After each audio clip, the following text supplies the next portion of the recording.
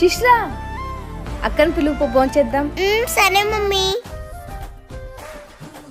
అక్క రా భోంచేద్దాం. నా వర్కింగ్ కంప్లీట్ కానీ శిశు మీరు వెళ్ళి తినేసేయండి, నేను మళ్ళీ తింటాను. సరే అక్క. ఏం శిశు పిలిచావా, వస్తోందా?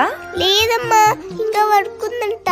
అవునా, సర్లే నీకు పెట్టిస్తే నువ్వు తినేసే. వద్దమ్మా మేమిద్దరం కలిసి తింటాం, కాసేపు వెయిట్ చేస్తానులే.